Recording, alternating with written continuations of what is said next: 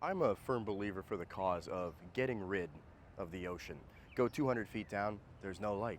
Go another 200 feet down, and the sheer weight of the water will crush you like a grape. Scientists say we've only mapped out 5% of the ocean's floor, and that we don't need to explore the other 95% because there's just a lack of food. There's no life there to be discovered. But we all know that that is a cover-up for the fact that the other 95% of the oceans are teeming with megalodons and Cthulhu. Science says so.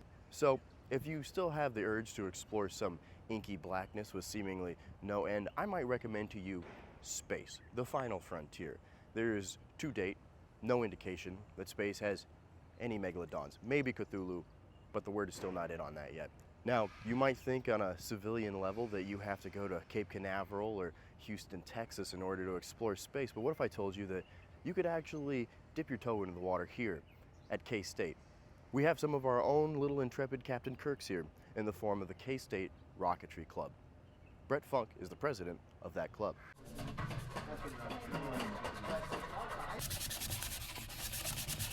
So I've been the president of Wildcat Rocketry for just this 1 year, but before that I had 2 years as vice president. So served kind of along with / underneath Ben Murdoch, who had been here for all 4 years. He served 2 years as president. So really got to know him and run the team together. I found out about the Rocketry Club at the Activities Carnival my freshman year. I was perusing around all of them. You know, as an engineering student, I was looking to get involved with a design team and came across the Rocketry Club, saw all the shenanigans that they did, and thought that would be fun to join up. So I definitely am a huge space nerd like most of the people here.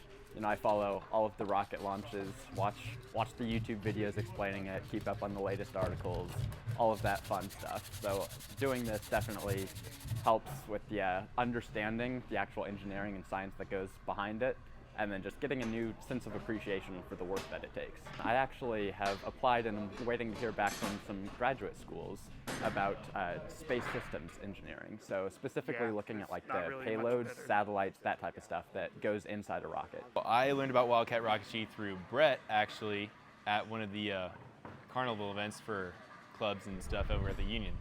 And he stopped both of us while I was signing up for a different club. And then I ended up switching that club to come to Rocketry. Right now, I am technically the head of a payload team.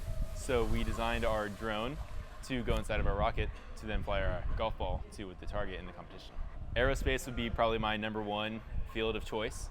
And other than that, mainly just like rocketry as a hobby would be super fun, but yeah, this has direct connections to what I want to do in my career. When I grew up, I paid a little attention to NASA and stuff like that, but really I was just more interested in like looking out at the sky, more so than just like getting in a rocket and going out there. If I had the opportunity to be an astronaut, I would not hesitate to take it, yeah. Well, first happen is there's a second coupler section that'll sit between these two parts here.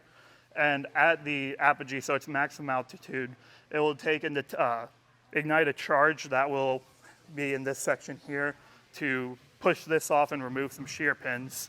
So then it'll be able to separate. The first parachute will be able to come down, and it'll be falling at about 75 feet per second.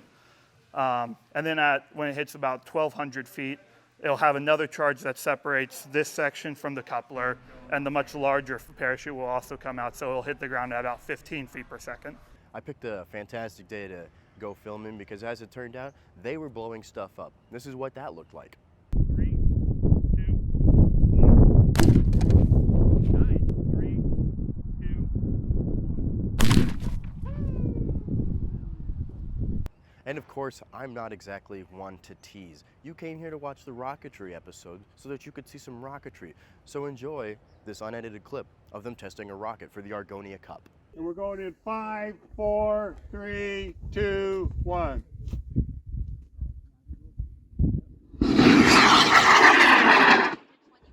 Separated. Coast. Speed 194 feet per second. Height 1,640 feet. Drogue. Max height 4,138 feet.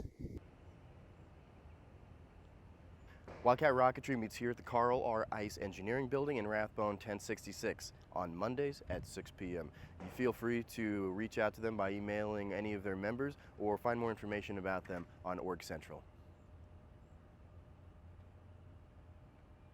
You thought I was going to do something funny for the end of this video, didn't you? Have you eaten out of the palm of my hand? No, seriously, that's the end of the video. Goodbye.